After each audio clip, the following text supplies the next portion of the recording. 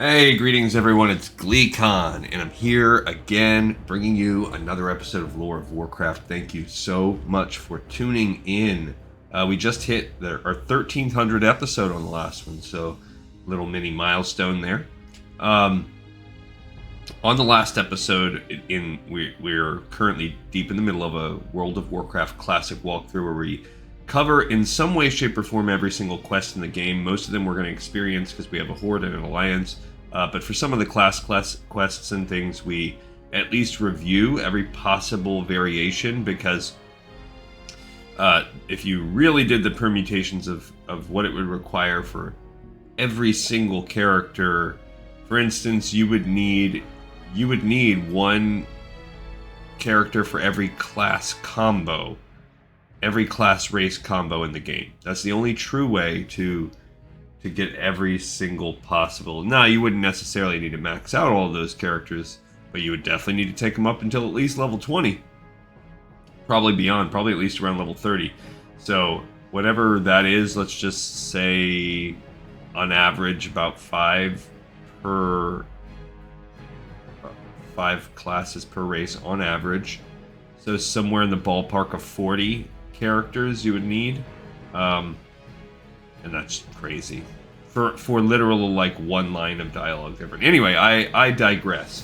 What we did was we got through the middle chunk of the Call of Water questline. It's very travel heavy, so stay a while and listen as we continue. We're near the end. The last phase has you going out to Silverpine in the Sepulchre, which is actually where we're questing right now. And after you go there, want you to come back to the Baron, so it's a little bit of a pain.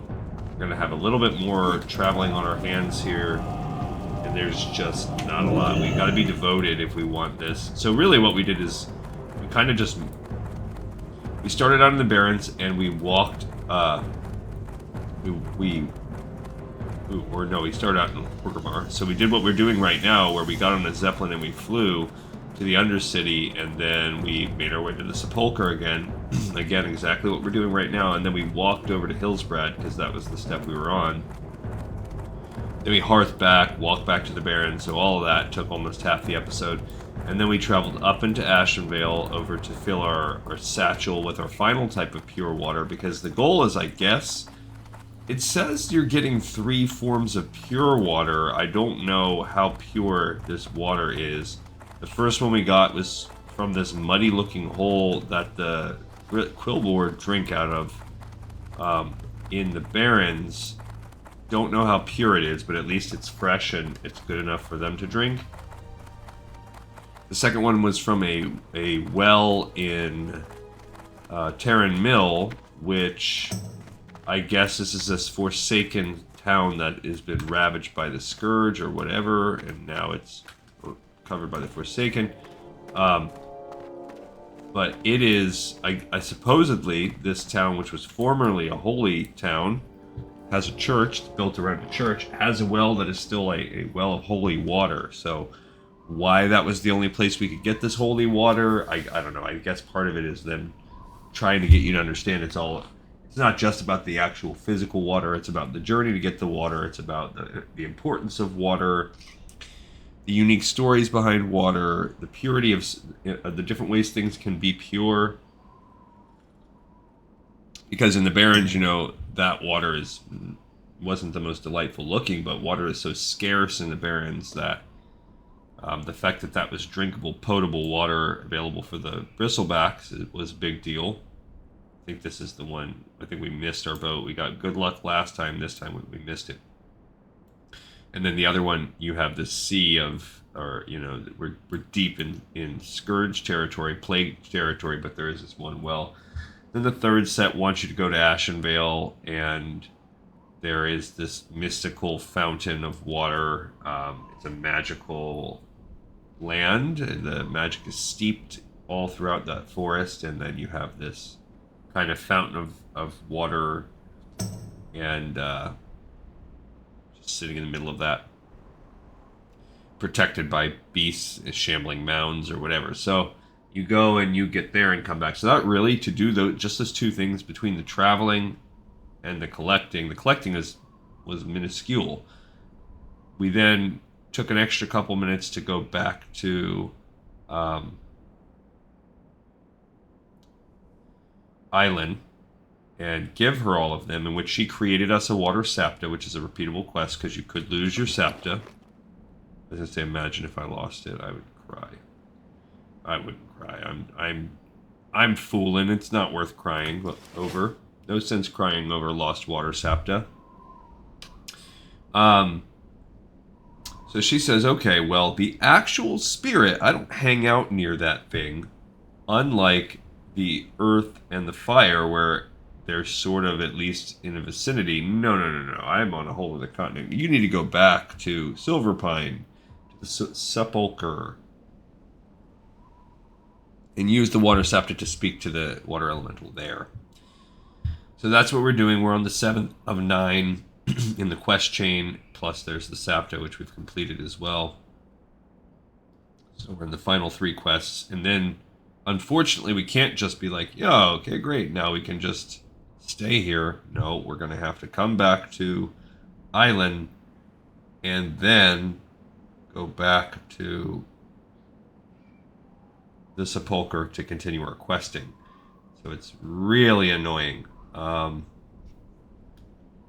But we have finished all the level 20 quests. So last time we really just kind of talked about that some, and we really looked at my reasoning for the different, and kind of paced out some of the different zones, where we were before, where we're at now. Barrens will be where we're at next. But like I said, I just don't know. I don't see a way that the Horde catches up with the Alliance in terms of XP, other than the Alliance has such a benefit that maybe they'll just be getting less XP. I don't know why I was standing on that platform. Whoops! And like monkey see, monkey do. I got that other guy over there. But wouldn't you think he would be? I guess not. I was by the wrong goblin. He's in ghost wolf form. He or she, Helisha. Well, his character's a guy. Alright,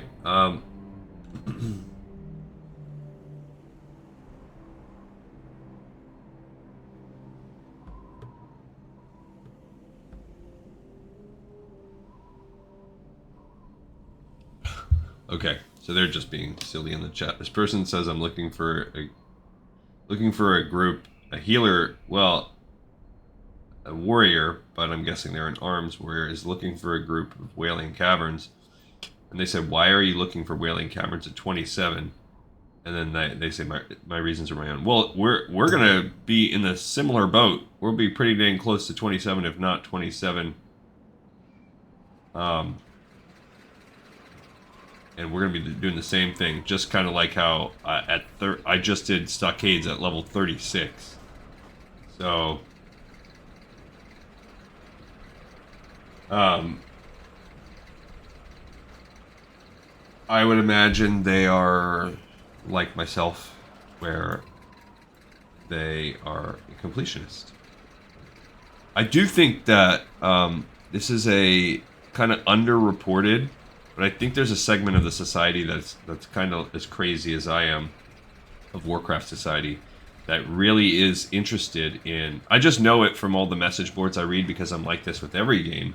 I think there's a real appetite for completionism, for seeing 100% of what a game has to offer. It's like the opposite of the younger generation of kids today. So the Minecraft generation, as I like to think of them,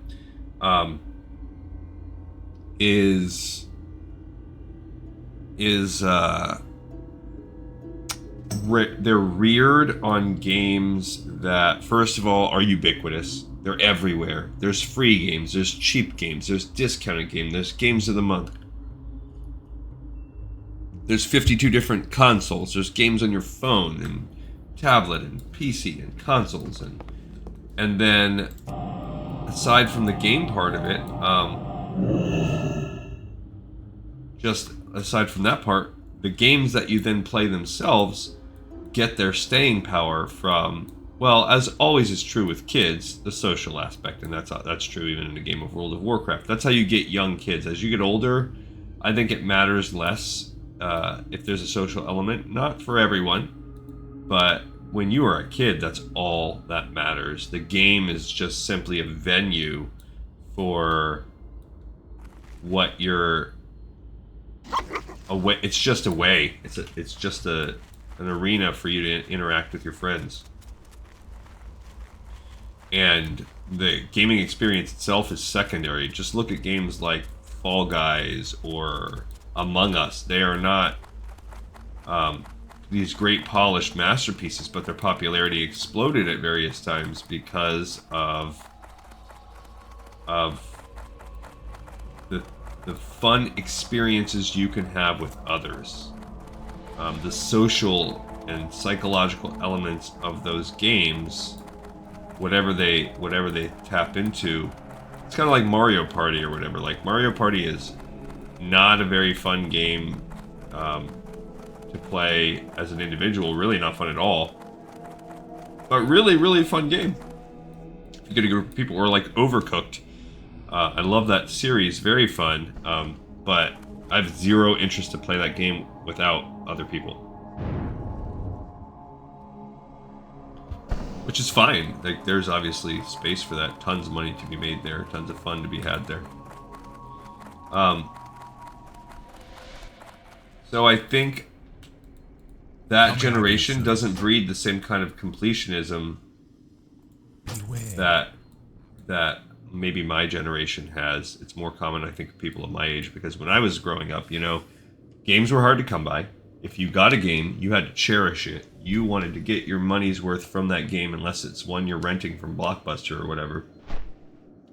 And you know, you might go years and have 6 games in your NES library or whatever. So you better be darn tootin' that you were gonna you were gonna milk every last drop. You were gonna play every character. You were gonna see every quest, especially in games where you couldn't save, like the original Zelda or like the Mario Brothers games. You were going to become a master through trial and error, and that doesn't exist. I mean, even with this Minecraft generation, if things get too hard, put it on creative.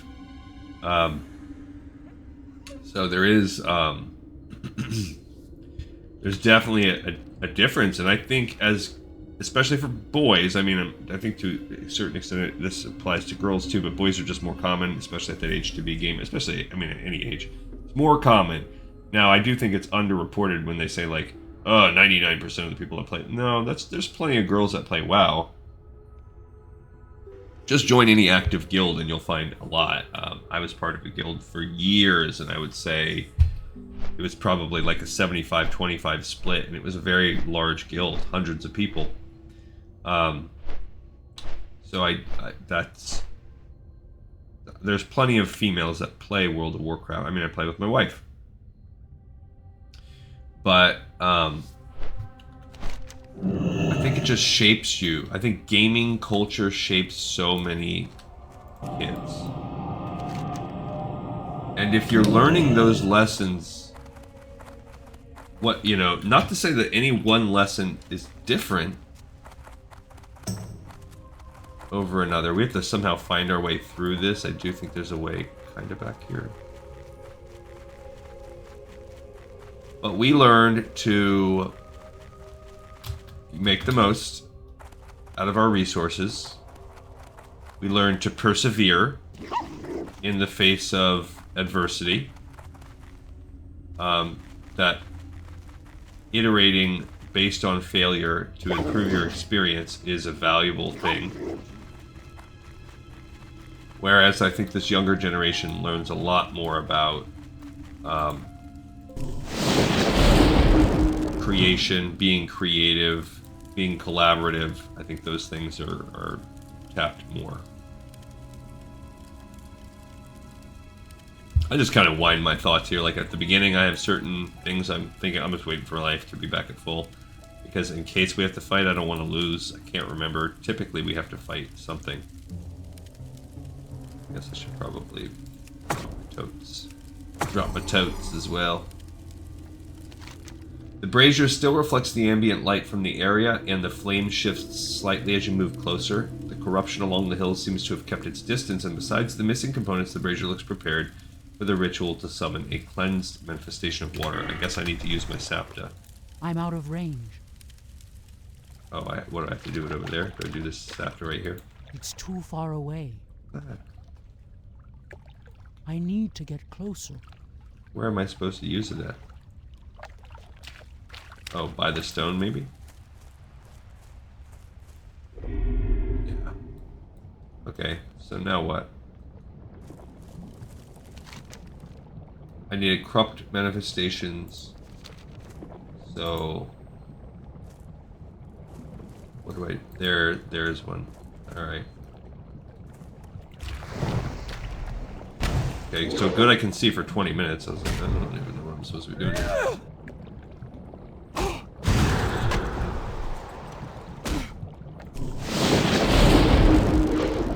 I'm still within range of my stone totem. I guess I'm going to continue to hit him with the fire. Yeah, just keep my lightning shot coming. Immune to water, that was a very bad idea. Okay, so I got the corrupt manifestation bracers, and then it said you needed something else too. Don't remember what it was. Oh, I already have the remaining drops of the purest water. Now I can turn it in. You place the bracers atop the brazier and then pour the remaining drops of Brian's potion into the flame. The drops crackle as they hit the flame, and you begin to incant the simple words Island taught you. Light explodes. This is the 8th step. As you finish the incantation, the sounds of the water drops hitting the flame have died down, and your senses are overcome as the corrupt spirits around you are destroyed. Ah! And now we get to see this big holy thing. And somewhere you turn in...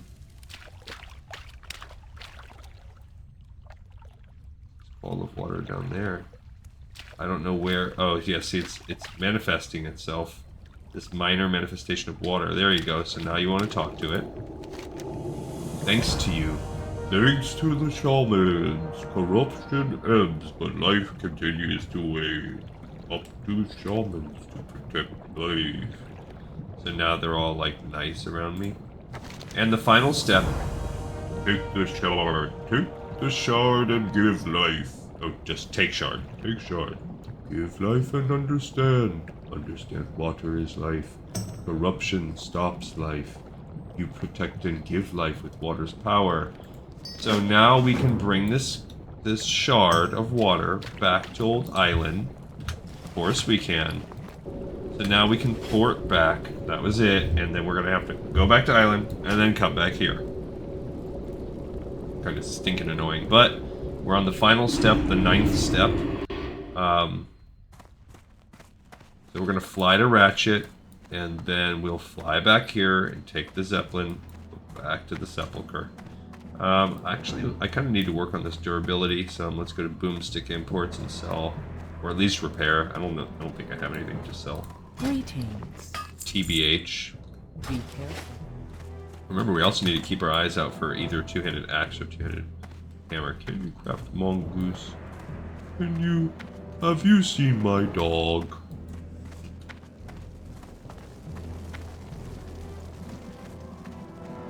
And it's just so funny how with wind, you just don't have to do anything. You just... blessing wind. You just get it. I wonder, can we make it back there? Oh, I don't know. Oh, yeah, I have to go to Island first. What am I doing? You haven't well, we can definitely make it to down Island the world from the back before that 17 minutes is up. I don't think it matters, though. She could just give us another sapta, but we can't drink it away from that stone. For whatever reason. I mean, I guess that's the game protecting us from ourselves. But anyway, the point of my whole rant, or my whole aside, was that I do think there is a spot for... And again, it's not even everybody. It's not like everybody my age is... Very few people are as extreme as I am. I know they exist because I've read online, but... I don't game personally with anybody that's as extreme as I am when it comes to finding everything. I have encountered them in my travels, particularly in my achievement hunting, years of achievement hunting on retail. I've encountered like-minded souls. They do exist. Like I said, that's something I believe I'm going to... That might be another late night session that we do eventually when we get to retail. I think there might be value in exploring. Maybe I'll do those as a let's play or something like that. I mean, not a let's play, like a streaming content, because a lot of it's grinding. The achievements, a lot of it is camping, patience, grinding. Some of them I do not look forward to getting again. Some of them are just tedious, like doing all of the Firelands quests just takes a long time. Just takes days and days and days, months of checking in. Some of them just require, again, patience, just going and, for instance, getting all of the special kills in the Isle of Thunder or whatever it's called in Mists of Pandaria, where you have to get a certain amount of 1,000 PvP kills or something like that when you're in a certain form. That's time-consuming, tedious. Some of them require chance, like hunting down the rare spawns in Burning Crusade. Oh my gosh. That is not fun. That requires days of camping. I want to go to the most dead servers I can find. Whenever we start it, it seems kind of silly, but I'm not worried about quest completion. I have I've got second accounts. I can get on, make other characters. I'm not worried about that. And there's nothing you can do. There's a few things that require 3 people, particularly in Warlords of Draenor. Off the top of my head, I can think of Shadowlands. I can think of a couple. The little achievements that require you to have at least a party of 3. Anything that requires a party of 5 is whatever. It'd just be great if you could roll, like eliminate. Well, that would probably make it worse. I was gonna say eliminate the need for bots by allowing you to take your dungeon multi-box party of NPCs and just take that into the world and allow you to direct them. But now you've just made multi-boxing with parties of 5 easy, and then you could multi-box raids. Because then one account could easily get together. I mean, if you already had 5 accounts, then you could easily get together a full raid of 25 by operating all 5 accounts at once. And that seems ridiculous. So take that. I would imagine that will open up too much. Too much danger. But I am gonna I will do that. So we'll work on some of that stuff. All right, we've got Island here finally. I've been expecting you. Ancestors watch over. You've returned. Splendid.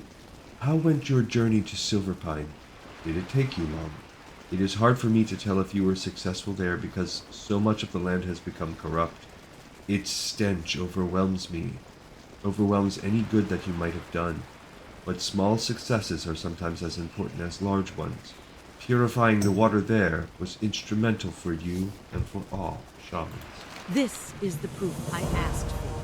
You've done well, adventurer. I am pleased to be the first to congratulate you and give you this, your water totem. Use it well and good luck.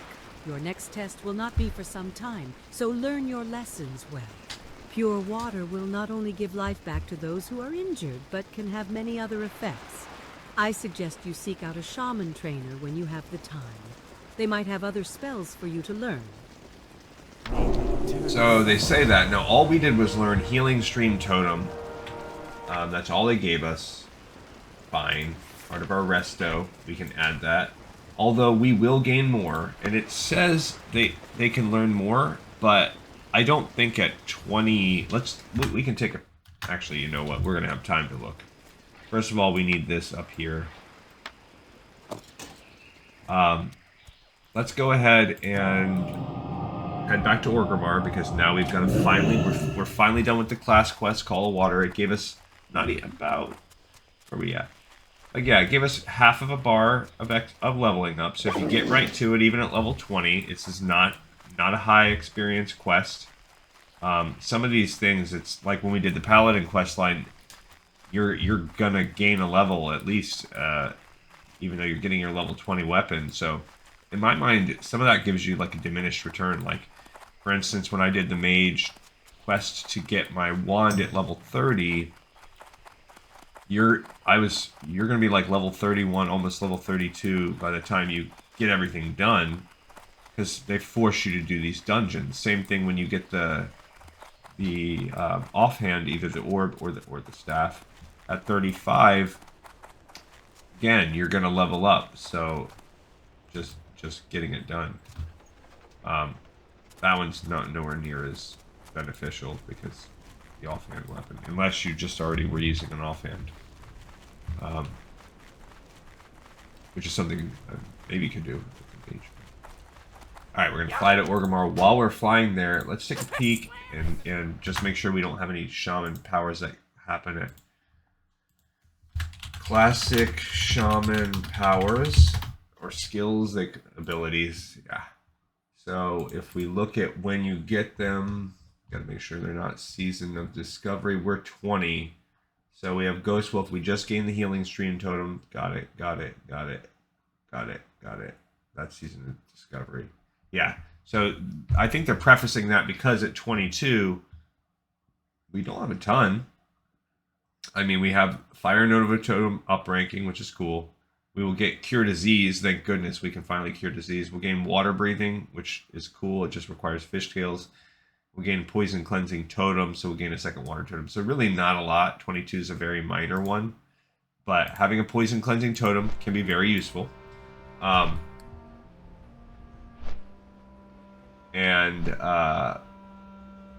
Upgrading Fire Nova can be useful. It gives you, it's the only AoE you have at this rank, so to allow you to continue to basically spam those could give you AoE.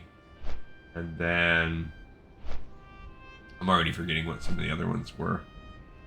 Yeah, the Poison Totem.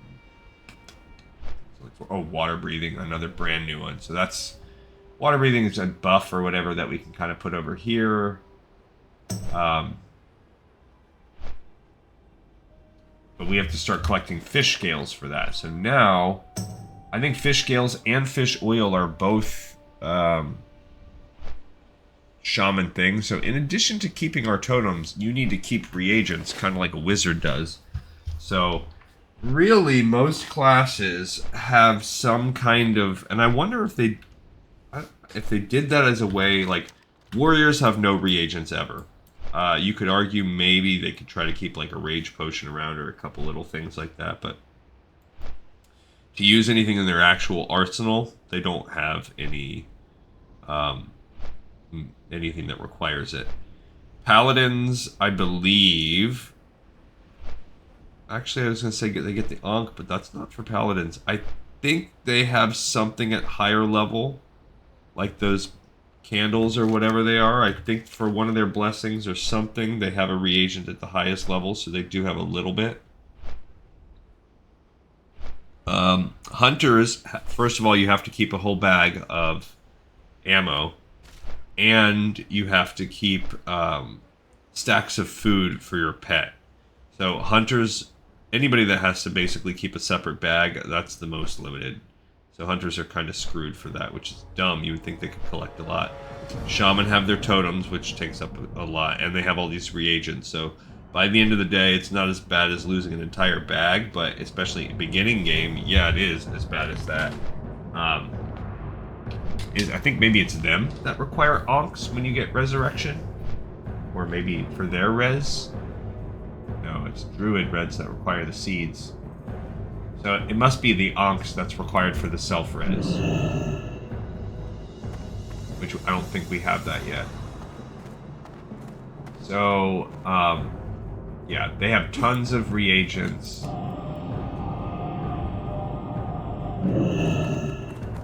And Druids just have the seeds for leveling up. I believe that's the only thing Druids really need to worry about. Maybe they get one more reagent later that I just haven't had enough Druid in Classic to think about. Rogues, I mean, they have to keep their various poisons and poison-making tools and powders and lockpicks, so they have a set of reagents, essentially. Yeah. So, that's true. Mages have lots of reagents. They have their feathers for their feather fall. They have their different teleportation stones. So, not a ton of reagents, but they have a few. And priests have a couple as well, because they can also keep the feathers so that they can get whatever, levitate or whatever it's called. Maybe they have another one that I'm not thinking about. Warlocks have an entire bag they have to give up. So here's another one of these ranking things. So in terms of bag space, getting screwed over by Classic in terms of... I thought that was leaving. I was like, ah! I just got there. So in terms of getting screwed over in bag space, let's have the rankings there. I would say number 1 getting screwed over is tier 1. Getting, as in got screwed over the worst, would be warlocks and hunters, because they have to give up an entire bag for ammunition, whether it's shards or shooting. And hunters also, like I said, have to keep food for their pets. And and warlocks have things that they, like health stones and mana stones and stuff like that they're keeping in their bag, physical objects that they have to use. So they are at all times at maybe like 75% capacity because of the stuff they have to carry. Which, that's a huge disadvantage for playing those two classes. And I guess they're like, well, you get a pet. That's true. Okay, then ones that have mandated tons of bag space, I'd say, so we'll put those at like F class. Then D, I would give Shaman like a D, because they have they're kind of in a class by themselves. They have tons of reagents for their spells from an early level, and they are mandated to keep their 4 totems in their bag at all time. There's no, if you want access to those moves, you need those 4 totems. So, that's pretty bad. Now, C class, meaning you have, I'd say maybe, so that gives us 3 other classes. I'd maybe put rogues kind of at C class by themselves, because they have tons of parts of their kit that are essential, that rely on... that directly affects their combat effectiveness, their poisons, their ability to banish, and they have some other things like the ability to make poisons and their lockpicking skills and stuff like that you really want for utility.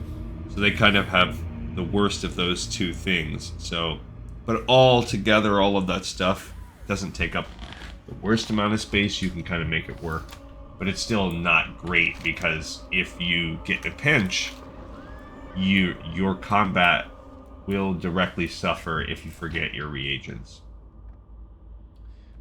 So we'll put them as C class. That gets us through 4. So the final 5 classes, I would say, let's see, we've got, here is where you have reagents, but it's just utility that are tied to your reagents.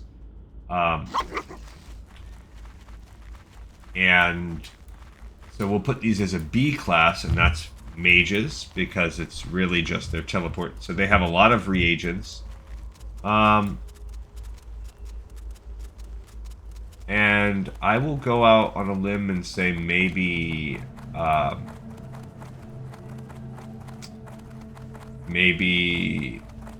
priests are in the same class.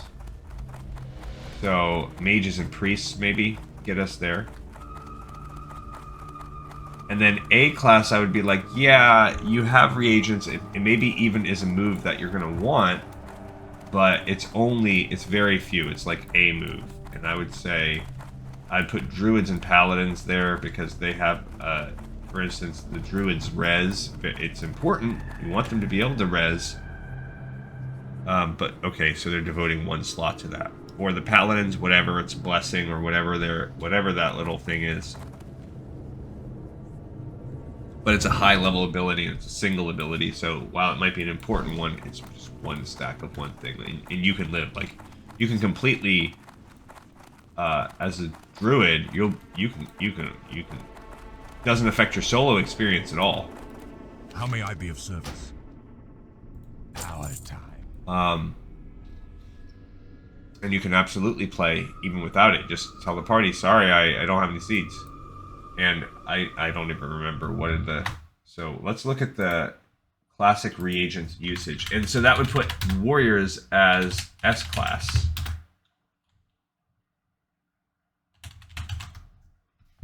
Okay, so I wonder if we can get a list. Yeah. Alright, so the Rune of Teleportation is used by mages for teleport. Rune of Portals is the more expensive version, allows you to do the portal. So you essentially have to keep both. I mean, I guess you don't have to, because you could just always make portals, even if you're by yourself, although that's wasteful on money. Arcane Powder.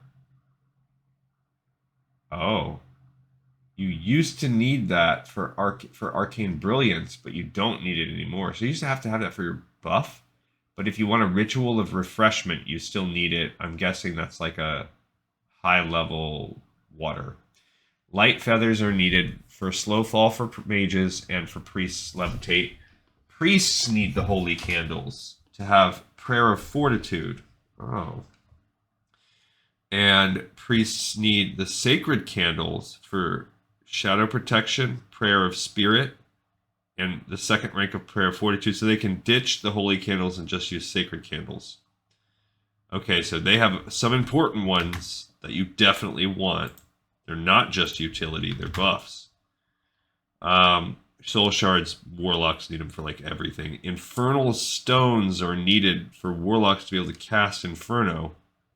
And Demonic Figurines if they want a Ritual of Doom.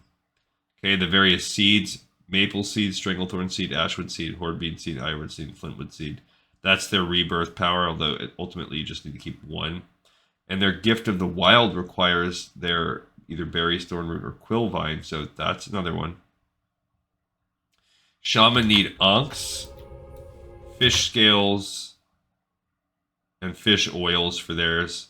Paladins do need... Oh, this says Corpse Dust is used by Death Knights. That's so paladins do need, for all of their greater blessings, they need the Symbol of Kings. So yeah, paladins have 1 move that is required. All right, so let's turn these Oh no, we have to go back to Undercity. I 100% forgot. Are well trained and fed. You'll not fall fast. All this time, I should have done that at least.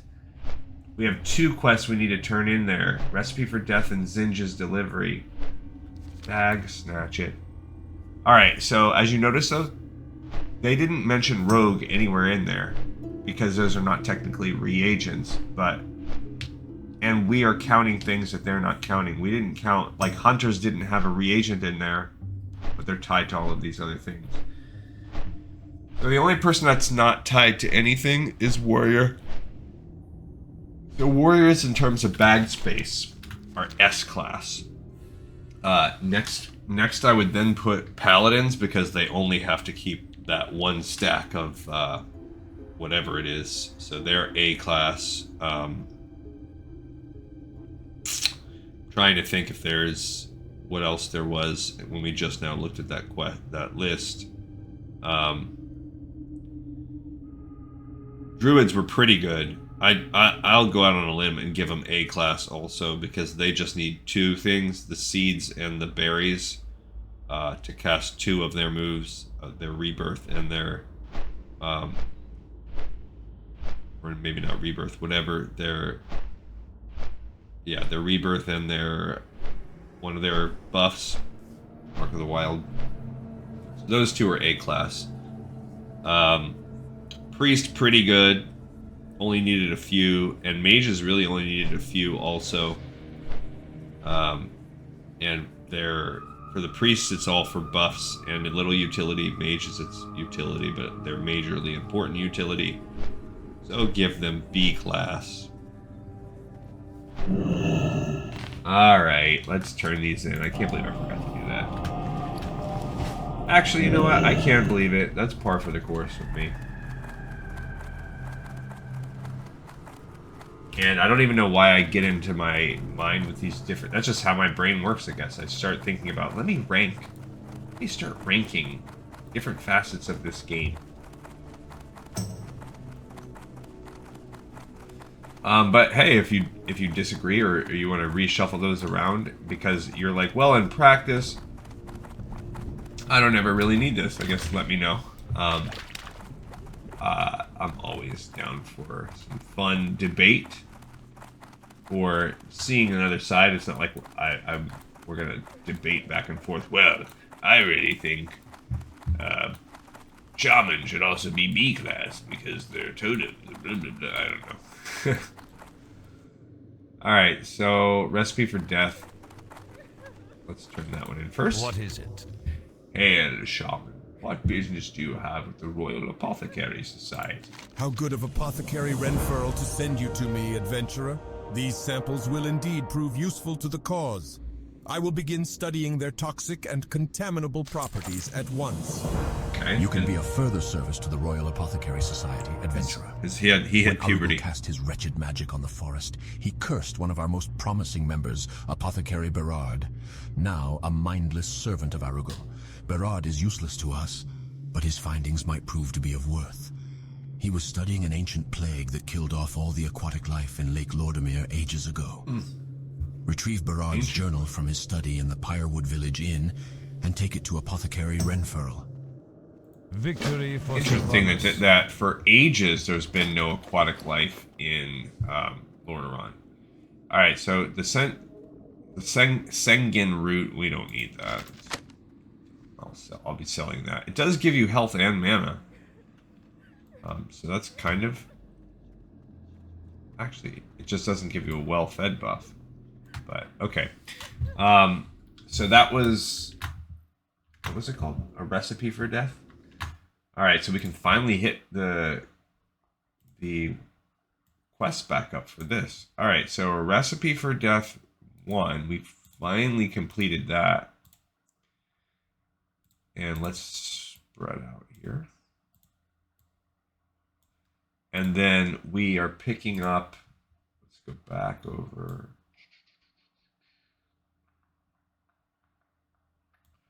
Okay, so we finally finished a recipe for death, and we're picking up a recipe for death 2. This really should say that it's in the Undercity, because it is.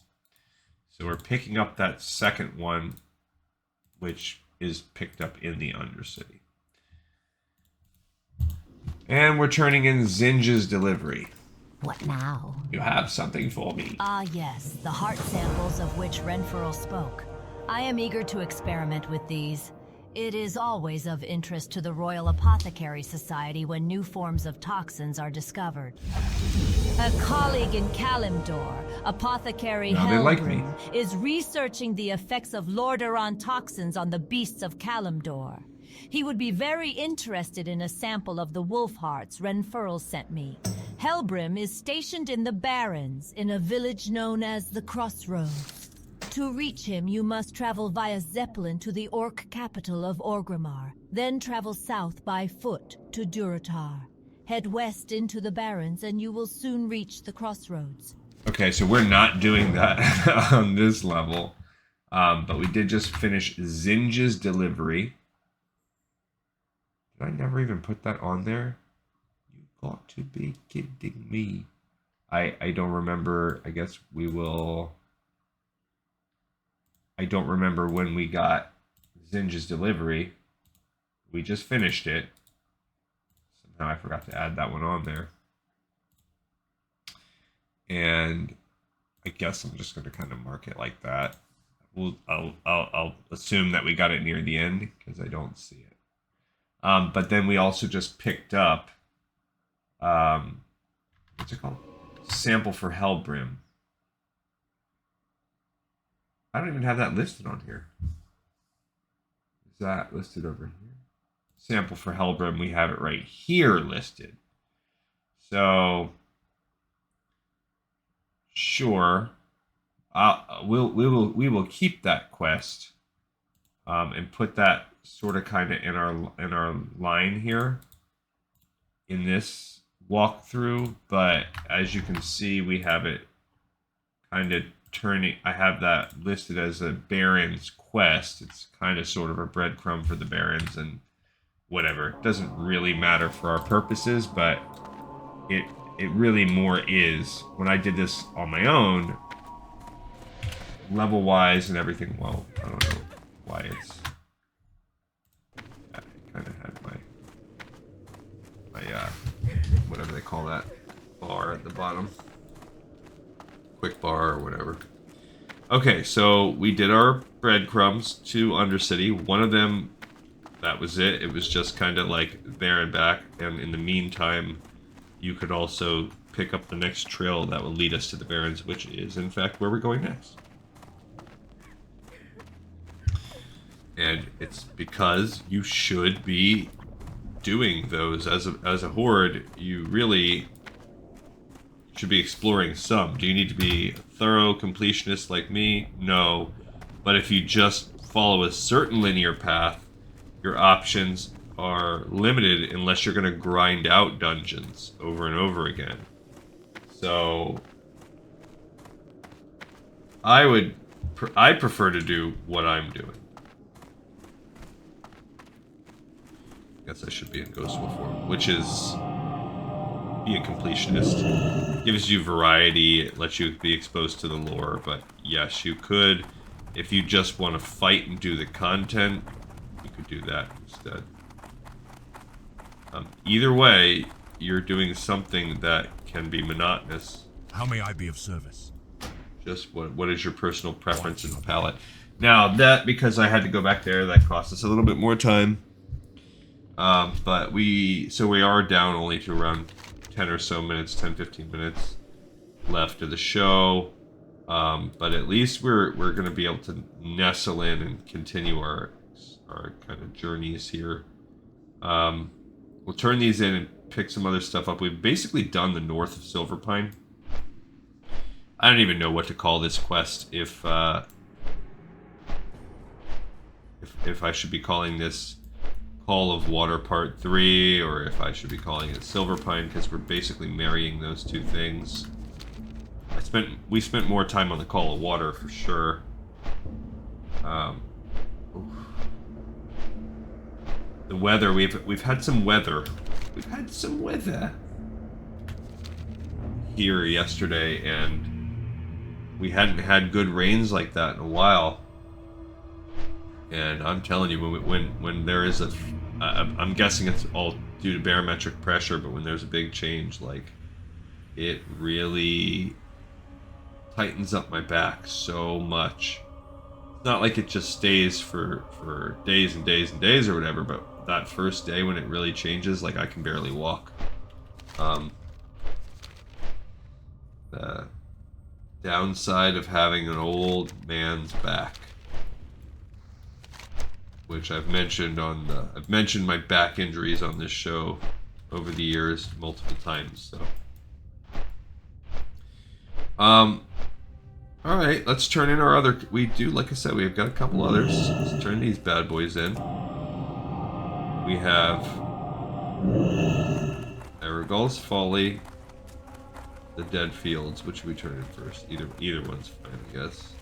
Turn in Arugal's Folly because it's right out here. What now? I like that howl. Trust no one. I will need 6 glutton shackles and 3 dark soul shackles before I can assess the situation, devise a final solution for Arugal. Now heed your bidding and slay Moonrage gluttons and Moonrage dark souls until you have what I need. I hope I can acquire enough energy from such a limited sample. Perhaps I should have had you get more shackles. Nonetheless, you showed great skill in collecting these, adventurer. It will indeed take me longer than I had thought to uncover the dark secrets behind the enchantments Arugal was using. But in the meantime, Arugal. I need you to take care of a slight problem our Darkstalkers have discovered. It seems that Arugal let his magic spread to the Deep Elam mine in the hills to the southeast. The mine would prove to be quite a resource for Verimathras' advance. I want you to behead the tainted foreman of the mine, Grimson the Pale. With his death, the mine shall be ours. Beware. Alright, so we have the next part of Arugal's Folly done. So we've completed Arugal's Folly 2. And now we can check that one off. And we've picked up Arugal's Folly 3. Which we are going to go to some mine. Neato. And we have one more. Oh, that's him with Arugal Must Die, which we're not picking that up later. One more. We need one more. Okay, here we go. The Dead Fields. What now? Remember, Have you defeated Nightlash, Beacon Soul? Our success against the Rothides depends on her destruction. I heard of your successful raid against the Rothides, adventurer, and this essence is proof of Nightlash's death. The Scourge have lost ground this day. Your value to the Forsaken grows. Adventurer, we've discovered a new hive for the Scourge, the Decrepit Ferry. The ferry lies east of the Sepulchre and is heavily patrolled by Rothides and other undead. There must be a reason for the Scourge's occupation of the area. Go to the Decrepit Ferry and find out why the Scourge are there. In preparation for an assault on Shadowfell. Alright, so we have completed the Dead Fields and we picked up the Decrepit Ferry. So the Dead Fields, that was an earlier one. That's one we've been sitting on for a little while. Completed that bad boy. So we can check that off. And we picked up the Decrepit Ferry. Also kind of an easy one, I believe. Alright, let's look at the map to determine what we can... Well, we might as well just go get that ferry might as well get the ferry taken care of right now because it's not very far away. It's pretty easy. It's just kind of like a there and back quest, and it'll allow us to tack on a couple more in the short, 5-ish minutes that we have left. So I think we can... Oh, look, there's also the head of Grimson. Maybe try to knock both out real quick. Let's check. It says there's a mine right there, so if we're just doing a smash and grab, our quests are all at least worth XP. Again, as much leather as we can get is going to be fun. Remember, we want that. We want the skin. But we're going to save working our way to the south for a little bit. Fenris Isle is one of the tougher things in this area. That's actually going to be our finale. It's kind of nice if you... I didn't even see that guy. Doing leatherworking is actually kind of nice because you don't have to worry about patrolling for nodes. Okay, so we've got some XP for finding the Decrepit Ferry. We've now found it. Here's our map. It is this boat. I do think there's like a dude there that's hostile, if I remember correctly. Yeah, he is. I see him. So this is the actual thing you're getting. But look, there's this Fenwick Thatros. Don't know his point. I think he's for like a rogue quest or something. Heaped within this boat is a pile of wrapped corpses, and looking east across Lordimere Lake, an opposing dock on Fenris Isle can be seen. The fate of the corpses must lie on Fenris Isle. This is called Rothide Clues. Among the corpses, a hand protrudes unwrapped. It is the hand of a woman, pockmarked from the plague, but relatively fresh. On the hand is a ring. Removing the ring and inspecting it reveals an engraving for Delia. Okay, so we've finished the Decrepit Ferry and picked up Rothide Clues. Bam. Bam. Bam. I'm like Essence of Emerald. I am Emerald. I am Emerald. Yeah. Alright, let's see if we can find this mine before we head back.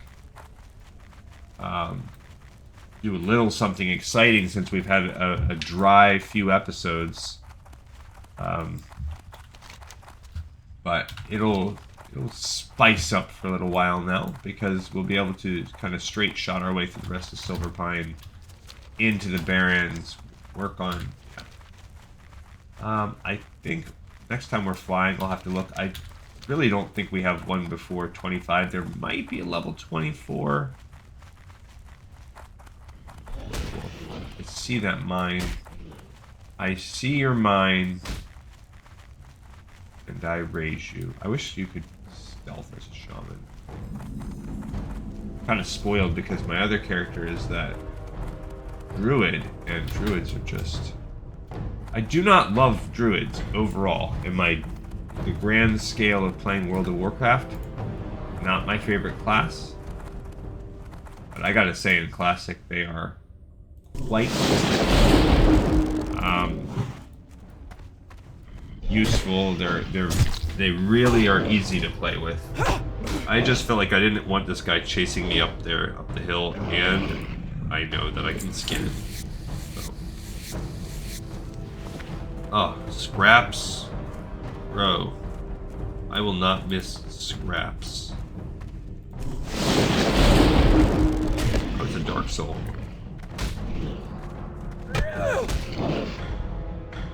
I guess this is another spot. I think I remember seeing that on the map. This was another spot. So I guess you could kind of merge these quests together if you wanted to.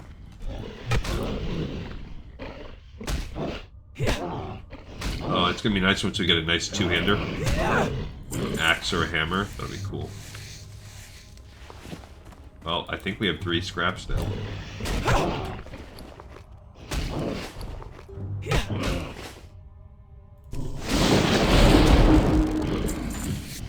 Alright, we need to get into that mine.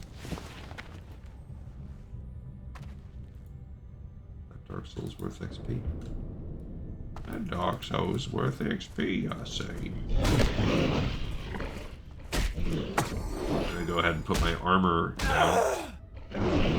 If I'm gonna fight 2v1.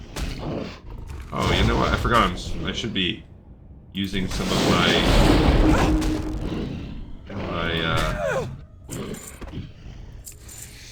shocks. Oh, why are they all giving me leather scraps? Come on, guys, really? Okay, another glutton. I mean, these are still gray, so I guess I don't feel that bad about not using my shocks.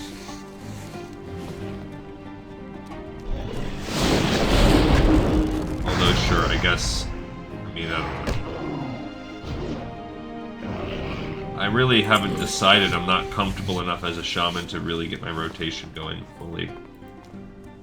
I definitely want to keep the lightning shield up, and I'm just gonna kind of look and see, pay attention to my mana and my life, and try to balance that out. Okay, so now we're fighting 2. Dark Soul. At least they don't run. Another Dark Soul. So now my mana's getting a little low, and my life's a little low. Worst of both worlds.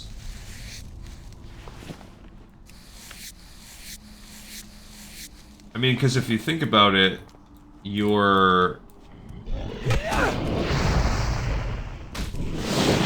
longer that you don't cast the spells, you're gonna then use more lightning. But that, from a mana perspective, is better. Okay, still within the. Oh, he like drank my blood. Still within the stone skin. Yeah, see, I need. My life is quite low. There's the boss. I need a target. Okay, I'm gonna try to hit him from there, because then I can stay by my stone skin thing. Okay. we got his head, and now we can bounce. And we're right at time, too, which is fine. We can turn in these... I'll still turn in these quests. We'll go a couple minutes over just to...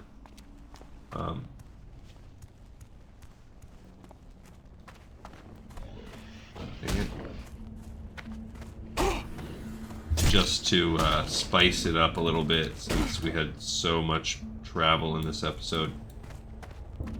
Alright, let's get back into wolf form and skedaddle. Love that wolf form. I was about to break into a love that chicken from Popeyes jingle. But you know what, Popeyes? If you want that sort of advertisement, you gotta pay for it. I'm not singing the Popeyes jingle for free.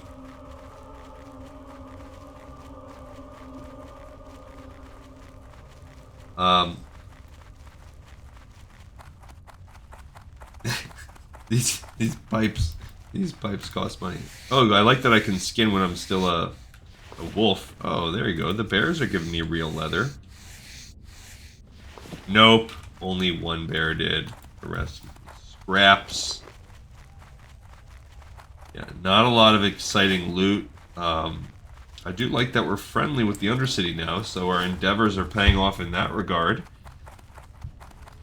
I hope, and this will be interesting to see, but I hope that we end up in maxed out rep by doing all the quests. I hope there's enough reputation like that to go around. Alright, the next Arugal's Folly is going to be done. This had better be good. Has Crimson the Pale been slain? Marimathus will not be pleased if we ignore his bidding. Most excellent. The mine will provide superb resources for our forces as we spread throughout Silverpine and into Azeroth. As my understanding of Arugal's magic grows, so does my disdain for the hapless fool. I am close to completing my research on his so-called remedy. My knowledge will be complete when I learn what enchantment is causing the strange behavior going on in Pyrewood Village. By day, the peasants appear to be human, but when the sun goes down, the townsfolk turn into Moonrage Worgen. I need to draw energy from the enchanted shackles Arugal cast on them. Bring to me 6 enchanted Pyrewood shackles. Adventurer. This would give us a two-handed axe, but it's worse than our staff.